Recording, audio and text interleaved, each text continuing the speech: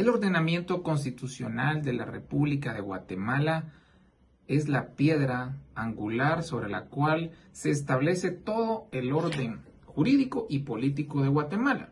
Este conjunto de normas están fundamentalmente en el texto de la Constitución Política de la República, pero también en otras disposiciones de base o de nivel constitucional. En ese orden de ideas vamos a empezar diciendo que la Constitución es la norma suprema del Estado.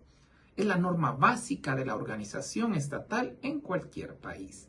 Por lo tanto, tiene una importancia enorme, tiene una trascendencia toral para que nosotros podamos establecer qué tipo de Estado es el que regula, cuál es su sistema político y, por supuesto, cuáles son sus derechos fundamentales. ¿Cuál es el objeto de que exista una constitución en los países? Organización y ejercicio del poder en una sociedad. Establecer precisamente la situación de un individuo dentro de ese orden llamado Estado. La Constitución, desde una perspectiva material, podemos decir que es un conjunto de normas que establece, por un lado, la organización y forma del ejercicio del poder, pero también establece un catálogo de derechos fundamentales en muchos casos, como es lo que sucede en Guatemala. Aquí no hacemos alusión a los valores que tutela, sino más que todo a la sustancia que regula.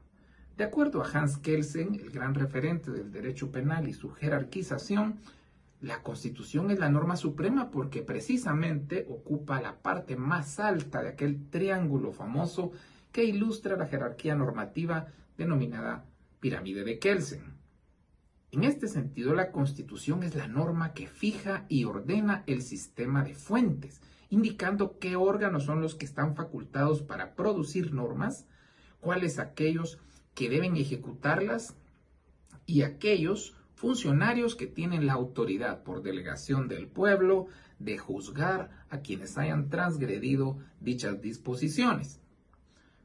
En ese orden de ideas, la norma constitucional, pues, es suprema, pero también podemos decir que tiene una connotación valorativa porque defiende la libertad y el límite en el ejercicio del poder para todos los ciudadanos que asumen alguna vez el privilegio de hacer gobierno. La Constitución tiene una peculiaridad a diferencia del resto de normas, y es que tiene un doble carácter, jurídico por un lado y político por otro. Sabemos que las normas jurídicas establecen derechos y obligaciones. Sin embargo, la Constitución va más allá de establecer facultades y deberes. Es la norma suprema porque además cumple una función de establecer poderes políticos. Esto conlleva una serie de principios y valores sobre los cuales debe regirse no solo la aplicación de normas, sino también la actuación de los funcionarios públicos. Persigue entonces que toda la organización política esté orientada por ciertas luces que son los principios abstractos que orientan la realidad sociológica y política de un país. Ahora, desde un punto de vista didáctico, ¿cómo se clasifican las constituciones? De acuerdo a lo que nos dicen los tratadistas, existen constituciones escritas y no escritas. La gran mayoría de constituciones políticas en el mundo son textos escritos, actos normativos, como forma del derecho. Pero también existen algunas que tienen una base en la costumbre y tradición de los pueblos, como es el caso del Reino Unido de Gran Bretaña. Las constituciones que son de esa característica demandan de una gran cultura de respeto y madurez política por parte del pueblo, porque realmente no se encuentran escritas, sino más bien están en la conciencia y la tradición de estas sociedades. También, atendiendo a otro criterio, podemos advertir que hay constituciones extensas y breves. Algunos las denominan sumarias y desarrolladas. Aquí el criterio es extensión. Aquellas constituciones que tienen una gran cantidad de artículos, pues son las extensas, también llamadas desarrolladas porque los principios están aunque sea de forma somera, explicados. En cambio, cuando hablamos de las constituciones breves, solo tienen una enunciación de estos principios.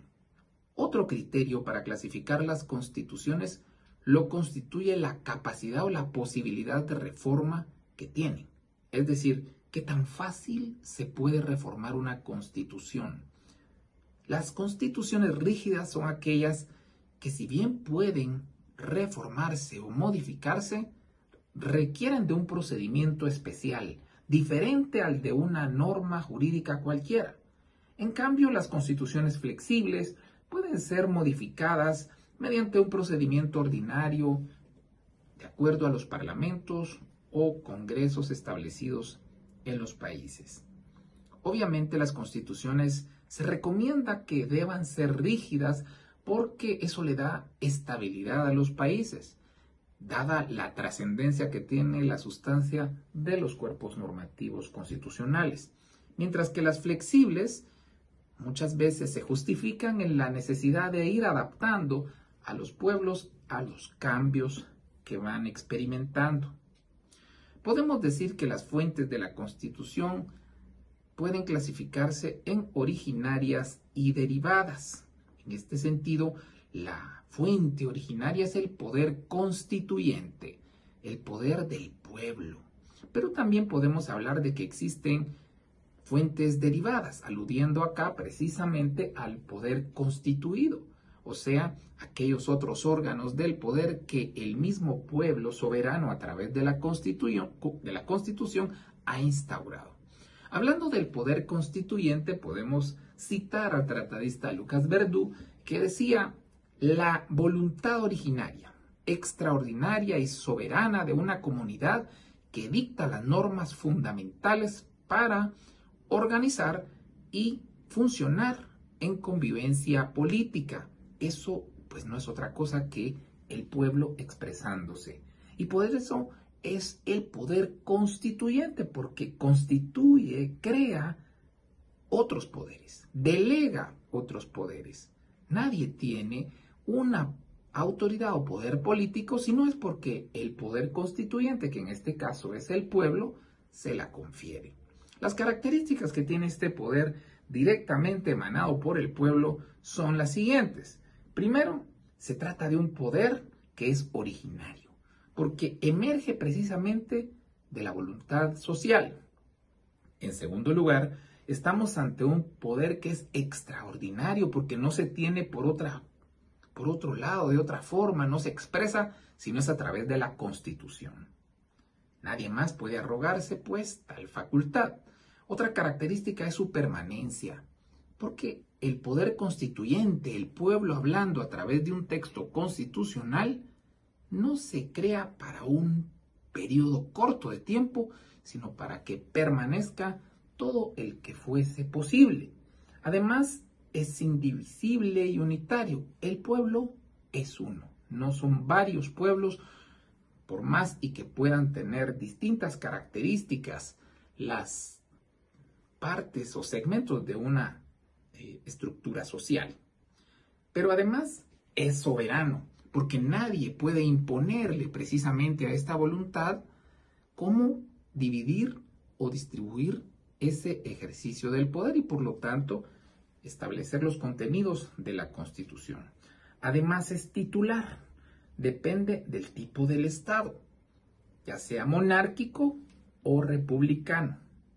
Los poderes constituidos pues vienen a ser una forma de promover cambios a las constituciones políticas a través de esas otras autoridades que han sido instituidas.